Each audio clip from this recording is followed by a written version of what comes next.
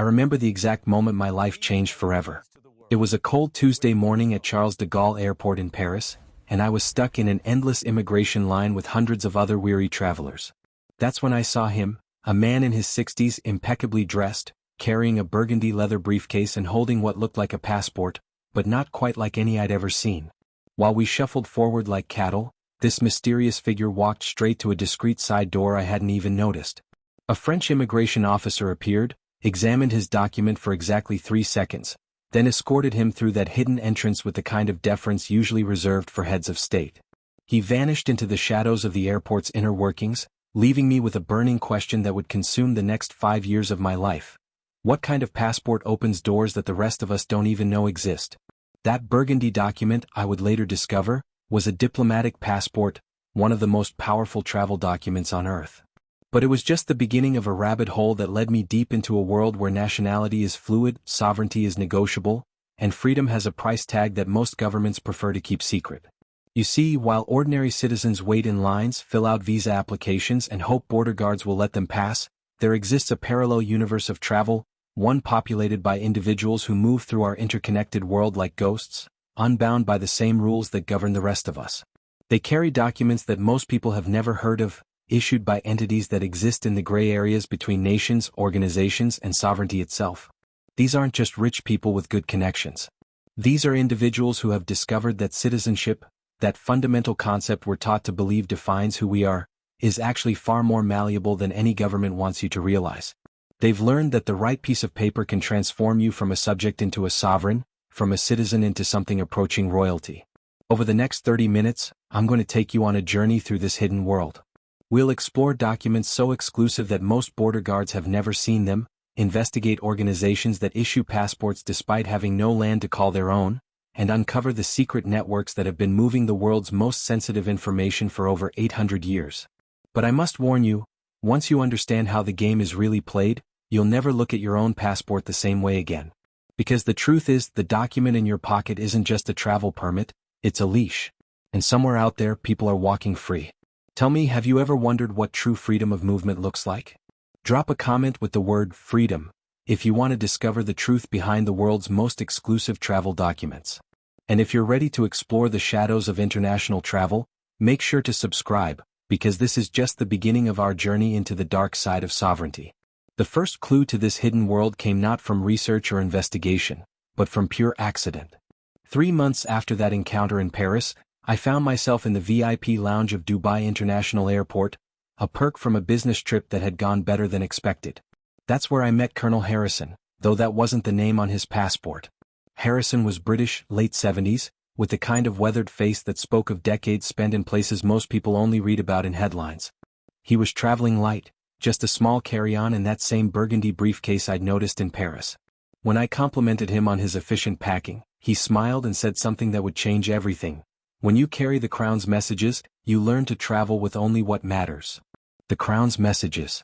It took 3 whiskeys and 2 hours of conversation before I understood what he meant.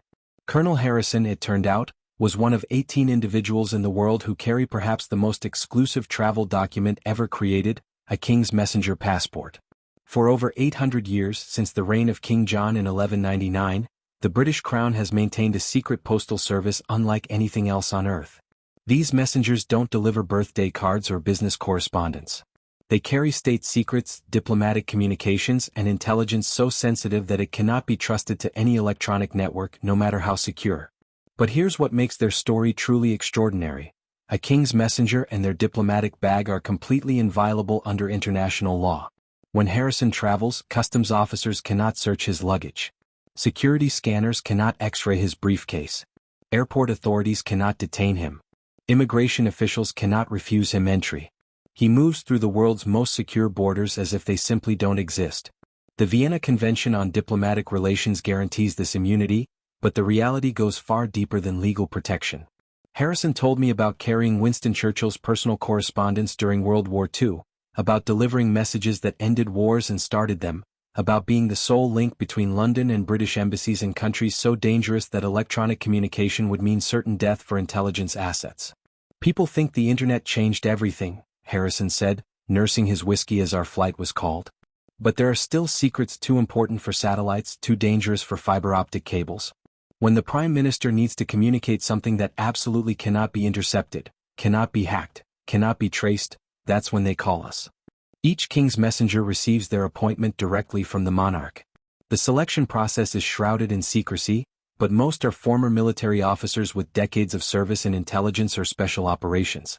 They undergo psychological evaluation, extensive background checks, and swear an oath that binds them to secrecy for life. Their passport, unlike any diplomatic document issued by any other nation, contains a special endorsement that literally translates to, "in the service of His Majesty." Border guards from Moscow to Beijing recognize this marking and step aside. The messenger's bag, sealed with the monarch's personal seal, is legally considered sovereign British territory wherever it travels. But the most chilling detail Harrison shared came as we boarded our plane. "In 800 years," he said, "not one diplomatic bag has ever been lost, stolen, or compromised. Not one. Do you know what that kind of record requires?" I didn't answer, but I understood. It requires the kind of dedication that goes beyond duty, beyond patriotism, beyond anything most of us can comprehend.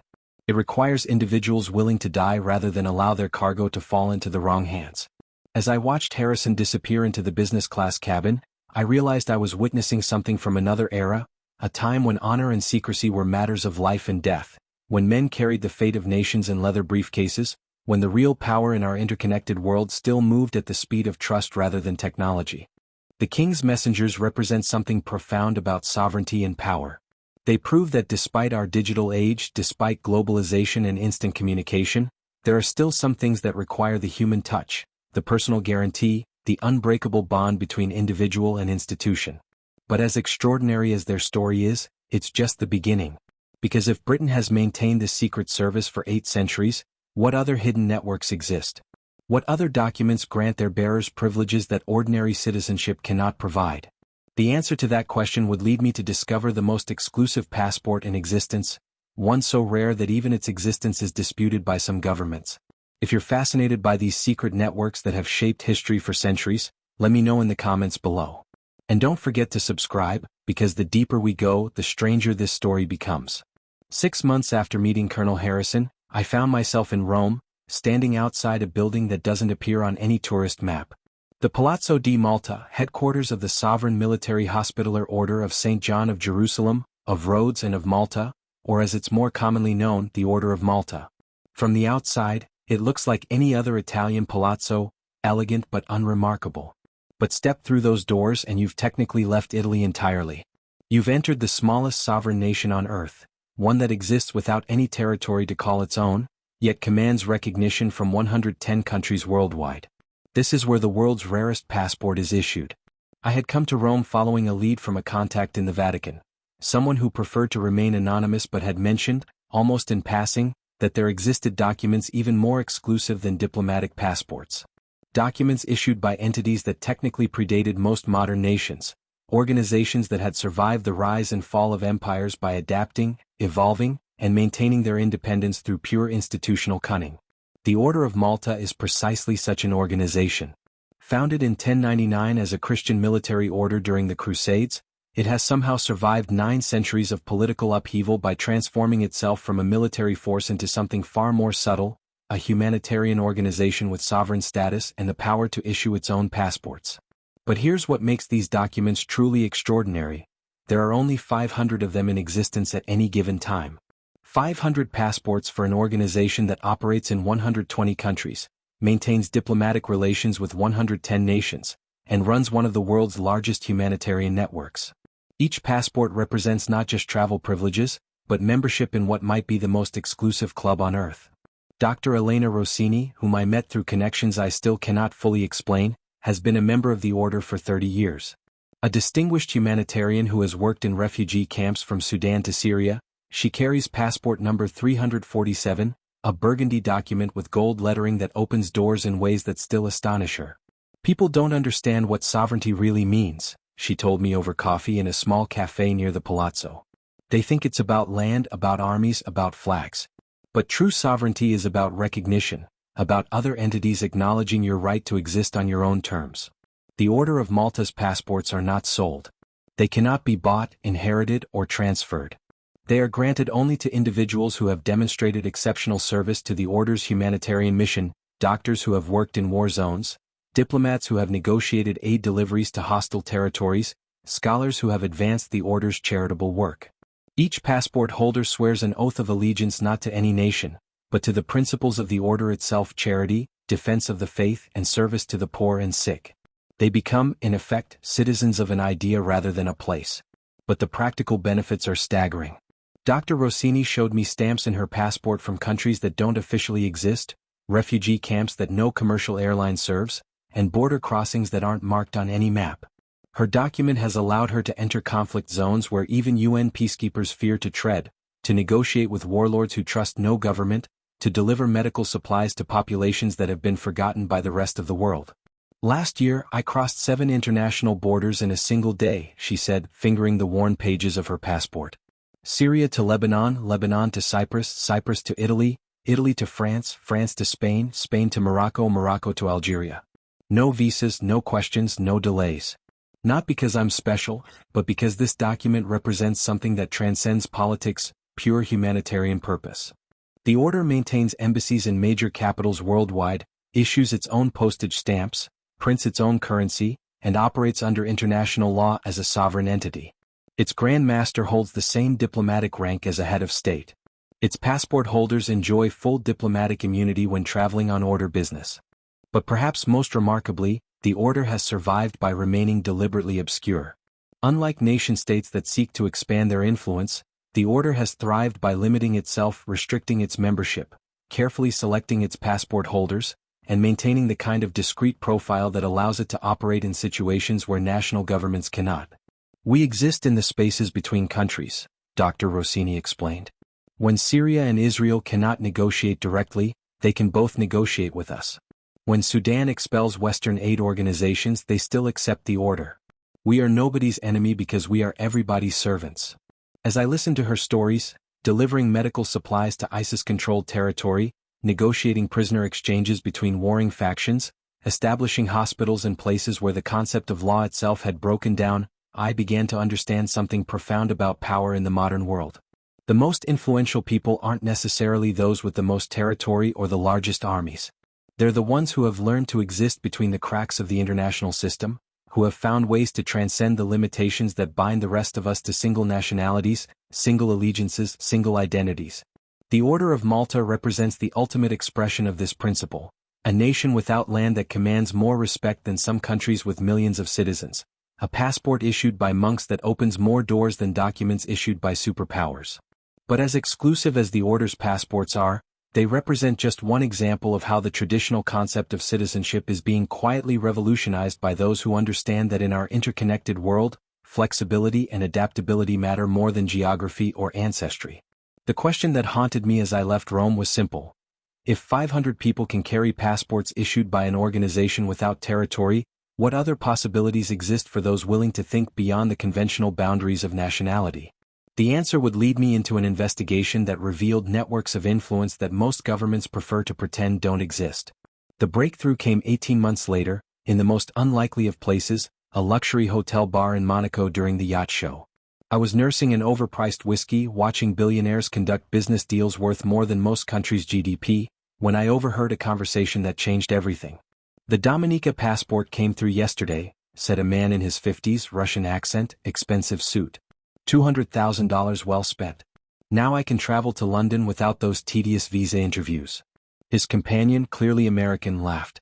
Wait until you try the Street Kits option. $300,000 but you get full EU access. My lawyer says it's the best investment I've ever made. I had stumbled into a conversation about something I'd only heard whispered about in the darkest corners of international finance, citizenship by investment, or as it's more commonly known in certain circles, passport shopping. What I discovered over the next 6 months of investigation would shatter every assumption I had about nationality, loyalty, and what it means to belong to a country. Citizenship by investment programs allow wealthy individuals to literally purchase nationality from dozens of countries around the world. These aren't just residence permits or long-term visas, they're full citizenship, complete with passports that grant all the rights and privileges of natural-born citizens. The scale of this industry is staggering. Conservative estimates suggest that over 50,000 people have purchased new citizenships in the last decade alone, representing billions of dollars in investment flowing to small nations that have turned sovereignty itself into a commodity. Malta's program, one of the most expensive and exclusive, requires a €1.2 million investment for full citizenship. For that price, buyers receive one of the world's most powerful passports, visa-free access to 186 countries, including the United States, Canada, and all of Europe. But more importantly, they receive something that money usually cannot buy: the ability to reinvent themselves completely. Dr. Christian Kalin, whom many consider the architect of the modern citizenship buy investment industry, agreed to meet me in Zurich under conditions of strict confidentiality. What he revealed about his clients and their motivations painted a picture of a world where national identity has become just another asset to be optimized. People think this is about tax avoidance, he said, reviewing a file that contained more passports than most people see in a lifetime. But that's only part of the story. My clients are buying freedom, freedom from political instability, freedom from restrictions on their movement, freedom from having their fate tied to the policies of a single government. His client roster reads like a who's who of global wealth and influence. Russian oligarchs seeking to protect their assets from sanctions. Chinese entrepreneurs looking to secure their families' futures beyond Beijing's reach. American tech billionaires creating backup plans for political scenarios they prefer not to discuss publicly. But the most fascinating cases are those that reveal the deeper psychological motivations behind passport shopping. Dr. Kalin told me about a Syrian surgeon who purchased Cypriot citizenship not for tax benefits, but simply for the right to visit his grandchildren in Germany without enduring interrogation at every border. A successful Iranian filmmaker who bought a Caribbean passport so she could attend film festivals without her nationality overshadowing her work. Nationality for most people is an accident of birth, Dr. Kalin explained. You're born somewhere, you accept the limitations and privileges that come with that place, and you never question whether there might be better options available. My clients have realized that in the 21st century, that acceptance is optional. The industry operates through a network of law firms, investment advisors, and government officials who have created what amounts to a parallel immigration system for the wealthy. Applications are processed in months rather than years. Background checks focus on financial assets rather than cultural integration. Loyalty oaths are administered by lawyers rather than judges. Some programs don't even require physical residence. A wealthy investor can purchase citizenship in Vanuatu, receive their passport by mail, and never set foot in the country. They become, in effect, digital nomads with legal backing, citizens of everywhere and nowhere. But the most disturbing aspect of this industry isn't its existence, it's its invisibility to ordinary citizens. While middle-class families wait years for visa approvals and save for decades to afford simple vacations, the wealthy have quietly created a system that allows them to transcend the borders that constrain everyone else. Consider the mathematics. A Syrian refugee walking across the Mediterranean risks death for the chance to reach safety in Europe. A Syrian millionaire can purchase a European passport from the comfort of his office in Dubai for less than the cost of a luxury car. This isn't just inequality, it's the commodification of human dignity itself. As I sat in that Zurich office, surrounded by the passports of nations I'd never heard of, I realized I was witnessing the emergence of a new kind of aristocracy, one based not on bloodlines or titles, but on the simple ability to purchase sovereignty itself. These people have discovered something that most of us never question. Citizenship is a contract, and like any contract, it can be renegotiated if you have the right resources and connections. But what happens to the concept of national loyalty when nationality becomes a shopping decision? What happens to democracy when the wealthy can simply opt out of the countries whose policies they dislike? What happens to the social contract when the contract itself is for sale? The answers to these questions lead to even darker territory, a world where some people have rejected the entire concept of government authority and decided to create their own version of sovereignty. If the commodification of citizenship troubles you as much as it troubles me, let me know in the comments. And subscribe for more investigations into the hidden structures that shape our world, because what we're uncovering challenges everything we thought we knew about freedom, loyalty, and what it really means to belong somewhere. The most dangerous encounter of my investigation came not in some exotic location, but in a suburban Starbucks in Phoenix, Arizona. I was there to meet someone who had contacted me through encrypted channels, claiming to have information about true sovereignty that would make everything I'd learned about diplomatic passports and citizenship shopping seem quaint by comparison. Marcus Thompson looked like any other middle-aged American: khakis, polo shirt, the kind of unremarkable appearance that allows someone to blend into any crowd.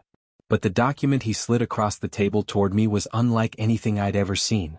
It looked like a passport, but the issuing authority listed was the Republic of Marcus Thompson. The photograph was his own. The signature belonged to him as both citizen and head of state. According to this document, Marcus was not just a sovereign individual, he was a sovereign nation. "I haven't paid federal income tax in 12 years, he said, his voice barely above a whisper. "I don't have a social security number, a driver's license, or any contract with the corporate entity that calls itself the United States government. I am a free man and this passport proves it." I had entered the strange and dangerous world of sovereign citizens, individuals who believe that through the right combination of legal paperwork, constitutional interpretation, and sheer force of will, they can opt out of government authority entirely. Marcus was part of a movement that numbers in the hundreds of thousands across America and has spread to Canada, Australia, and the United Kingdom. These people don't just reject government authority, they create their own. They issue their own passports, driver's licenses, and identification documents. They establish their own courts, their own legal systems, their own versions of sovereignty. "The government you think is legitimate is actually a corporation," Marcus explained, pulling out a binder filled with photocopied legal documents, constitutional amendments, and what appeared to be his own legal theories. "The real United States died in 1871 when Congress passed the District of Columbia Organic Act. Everything since then has been an elaborate fraud designed to turn free citizens into corporate slaves. The sovereign citizen movement's beliefs are complex, contradictory, and often incomprehensible to outsiders. They claim that by understanding the true meaning of constitutional law, by filing the right paperwork, by using precise legal language, they can separate themselves from government jurisdiction and reclaim their natural rights as free individuals. But their homemade passports are just the beginning. Marcus showed me documents declaring himself a secured party creditor of the United States government, claims that the government owes him millions of dollars based on his birth certificate's alleged value as a financial instrument, and legal filings that supposedly exempt him from all federal, state, and local laws.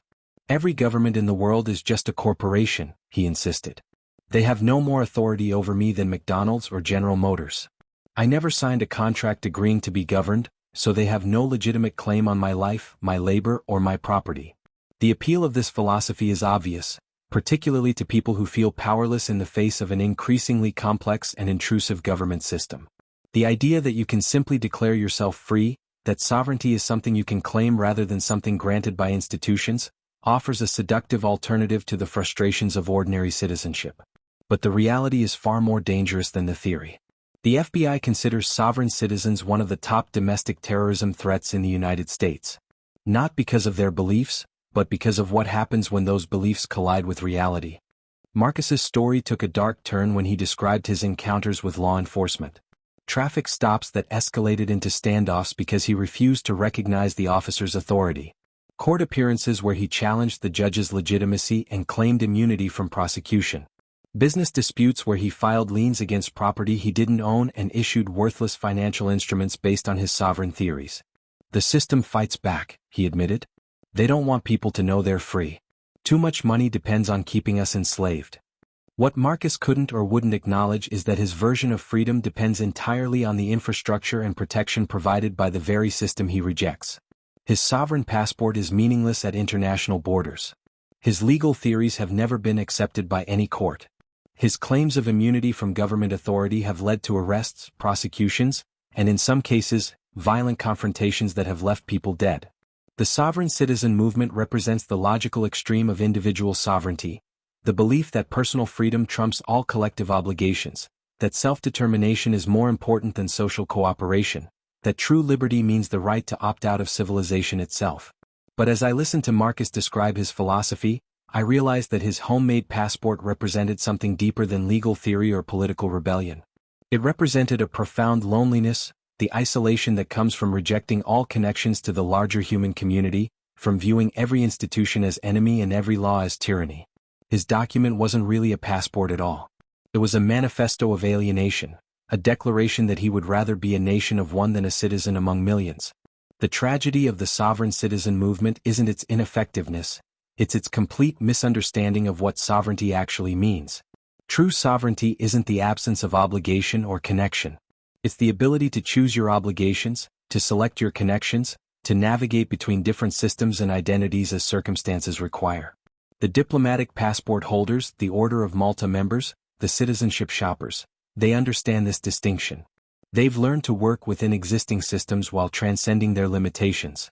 They've achieved practical freedom not by rejecting authority, but by accessing multiple sources of it. Marcus and his fellow sovereign citizens have chosen the opposite path, rejecting all authority while gaining none of the actual benefits of sovereignty. They've created the illusion of freedom while remaining trapped by their own ideology. As I left that Starbucks, Marcus's homemade passport forgotten on the table between us, I understood that I had witnessed the difference between real power and the fantasy of power, between functional sovereignty and destructive isolation. But his story raised a troubling question. If the traditional social contract is failing so badly that hundreds of thousands of people are willing to embrace such extreme alternatives, what does that say about the legitimacy of our current systems? And what happens when the gap between the sovereignty available to the wealthy and the constraints imposed on everyone else becomes so wide that the entire concept of shared citizenship becomes meaningless? The answer to that question would come from the most unexpected source. A conversation with someone who had spent decades moving between all these different worlds and understood their connections in ways that I was only beginning to glimpse. But first, let me ask you, have you ever felt so frustrated with government bureaucracy, so constrained by the limitations of your nationality, that you've wondered what it would be like to simply opt out entirely? Share your thoughts in the comments, because the more I learned about these alternative forms of sovereignty, the more I realized that this isn't just a story about exotic documents and unusual people. It's a story about the future of citizenship itself. 3 years after that first encounter in the Paris airport, I found myself back where it all began, Charles de Gaulle, waiting for another delayed flight. But this time, I wasn't just another frustrated passenger shuffling through immigration. I carried in my jacket pocket a collection of photocopied documents that told the story of a parallel world most people never see. A diplomatic passport application I'd never submitted. Information about Order of Malta membership I'd never pursued. Contacts for citizenship programs I'd never used. Details about sovereign citizen theories I'd never embraced. I had spent those 3 years investigating the shadow economy of sovereignty, following the paper trail of documents that grant their holders privileges the rest of us can barely imagine. But I had remained, ultimately, an observer, curious but uncommitted, fascinated but unwilling to cross the line from journalist to participant. That choice, I realized, was itself a form of sovereignty. Sitting in that same terminal where my journey began, I watched the familiar dance of international travel play out around me. Business travelers clutching their regular passports, hoping their visas were in order. Families nervously approaching immigration counters, uncertain whether they'd be allowed to continue their journeys. Students and workers carrying documents that tied them to specific destinations, specific purposes, specific limitations. But I also noticed things I had never seen before. The subtle differences in how certain passengers moved through the airport. The quiet efficiency of individuals who never seemed to wait in lines. The discreet entrances I now knew existed but had once been invisible to me. Knowledge I had learned was its own form of passport. The truth about these exclusive documents, diplomatic passports, Order of Malta credentials, purchased citizenships, even the delusional sovereignty of the militant individualists, is that they represent different responses to the same fundamental human desire, the need to transcend the arbitrary limitations of our birth circumstances. None of us chose where we were born, what nationality was stamped on our first identity documents, or what privileges and restrictions came with those accidents of geography. But some people have discovered that those initial conditions don't have to be permanent. The diplomatic passport holders serve institutions larger than any single nation. The Order of Malta members pledge allegiance to humanitarian principles that transcend political boundaries. The citizenship shoppers purchase the flexibility to choose their constraints rather than accept them passively. Even the sovereign citizens, despite their fundamental misunderstanding of how power actually works, represent an attempt to reclaim agency over their own identity and obligations. What unites all these approaches is a rejection of the idea that citizenship is destiny, that nationality is fate, that the document you receive at birth defines the boundaries of your possible life. But here's what I learned that no passport application will ever tell you. True sovereignty isn't about the documents you carry. It's about understanding how the system works well enough to navigate it on your own terms.